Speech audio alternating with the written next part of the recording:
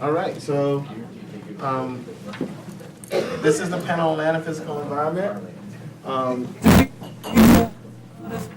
And you each have 10 minutes to make some comments, some insights to share based on this notion of what is the transformed community. And who wants to go first? We're pointing at you. They're pointing at you, they're asking you to go first. Okay, well, I didn't know that this is exactly the way you were going to do it, so I'm going to kind of do that too, and if you don't mind. With these 10 minutes, I've actually loaded you up with enough homework that you're going to get passed around that lasts about 10 hours worth, okay? And I'm really thankful that Makani, I don't know who exactly did all these wonderful printouts. Who did that with Makani's people? Because you did a great job. Now, in your packet, you have 2 PowerPoint printouts. And you might want to put those into the envelope that I'm passing around because it all belongs together.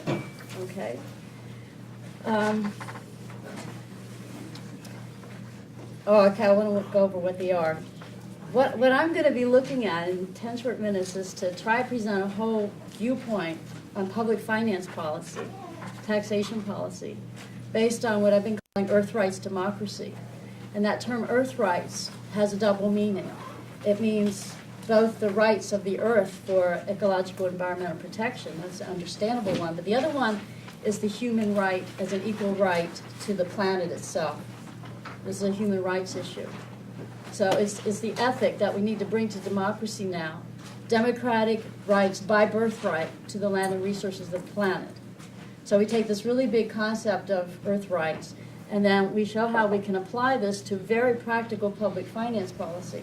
So those are a lot of dots I'm going to be connecting. So I just want to first show you what you have in this material. And one is this PowerPoint is on, really it integrates the ecological economics and ecological pollution taxes with the capturing, what we call land value capture or land value taxation of all the socially created land value. You know, the housing price is going up. It's not the house that goes up, it's the value of the land that's going up. It's because we're treating land as a market commodity. John Mohawk was so clear on this. He said that when land became a commodity and lost its status as provider and sustainer of life, Western civilization began its history of subjugation and exploitation of the earth and earth-based cultures. And actually, it becomes the exploitation of most everybody. So many social problems are rooted in this land problem, which really has 2 dimensions. There is the fact that very few own so much. Theodore Roosevelt in Person Planet, he said, land reform's the undiscovered revolution in American politics. And Harper's Magazine some years ago did a study on who owns the United States. And essentially about 3% own about 25% of the private land. In some states like Maryland and Maine, Florida and Maine, 1% of the people own 2/3 of the land. And so we're all squeezed in these urban environments increasingly, and the way the economy is set up is to keep concentrating wealth. We're all quite aware of that. But the second dimension of the land problem is that when we treat land as a commodity, we buy and sell and we speculate and profit, but there's no land factory creating more land to keep the prices viable, keep the prices down. Like computers get better all the time and cheaper, more powerful. And that's the magic of the market. But the market is so horribly distorted because we have the land and resource base treated in the same manner. So the other, just to go through a little bit more what's in your packet, this little paper on the Earth Belongs to Everyone, Person, Planet, Finance, is from about a 40-page article, but we tried to condense this into just 2 pages to show you what a whole big picture is of the tax shift that we're talking about based on Earth rights. I was tasked by the United Nations Habitat Organization.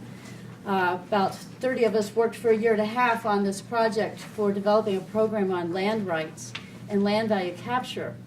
Now, UN Habitat has one of the particular Millennium Development Goals, which is to significantly improve living conditions for 100 million slum dwellers by 2020.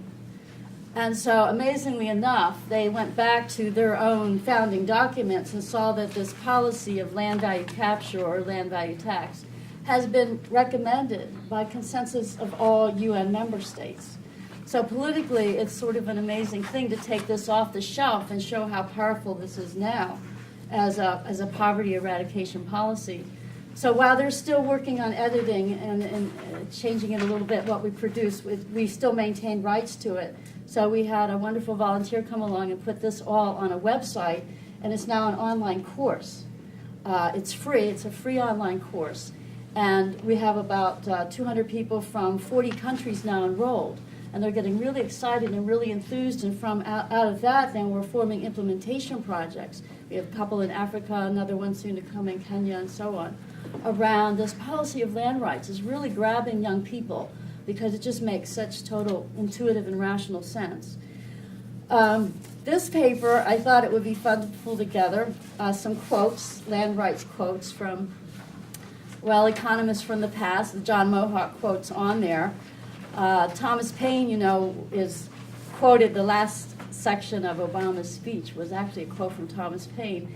And he was onto this policy. He said that every private landowner owes a ground. He says, okay, I'll read the whole quote. I never heard that the Creator opened an office, an estate office, to issue title deeds to the land. Man did not make the earth. It's the value of the improvement only, and not the earth itself that is individual property. Every proprietor owes to the community a ground rent for the land which he holds. Now this is a key, it's emerging here, that classical economics had land, labor, and capital. And Henry George, when he came along and was wondering in Oakland and San Francisco why there was this enormous rich-poor gap growing, like he'd seen in Philadelphia and in India, he's asking this question, what's causing this? Early economy starting to see this split of rich-poor.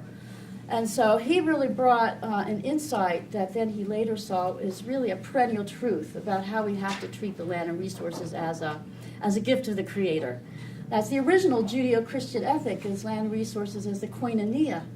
Land is God's gift to all.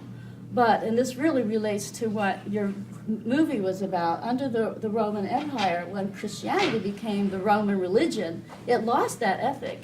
And it was grafted onto the Roman Empire ethic of dominium, which legalized land acquired by conquest and plunder. And so you had this colonial period where not only land but people got to be treated as commodities for sale. You got 2 more minutes. 2 more minutes. 2 more Okay. minutes. I can do this. So the quotes on here, the one that I just had to put in the comparison between the first section of the Communist Manifesto and Alaska's state and sort of Sarah Palin's state. And that says abolition of property and land and application of all rents of land to public purposes. And that's what they've done. The state of Alaska nationalizes its resources. And then they establish the permanent fund, which then gives everybody a citizen dividend, $2,000 to $3,000 a year. That's a significant added income. It's the understanding that the surplus value of land and resources is a social value. It should belong back for the people. Now, this was started by a libertarian, but this is in the Communist Manifesto, and Marx was onto this. When you start getting into this, you see that Adam Smith and Karl Marx, these people that seem to be falling apart, they all started getting onto this issue that the land rent belongs to the people. And it's an enormous amount. It's like 1/3 of GDP. So essentially what this is about is untaxing labor and capital, productive, sustainable capital, and the labor, all of our work. We're saying those are good things. Pay for what you take from the earth, not what you make with your individual effort and labor.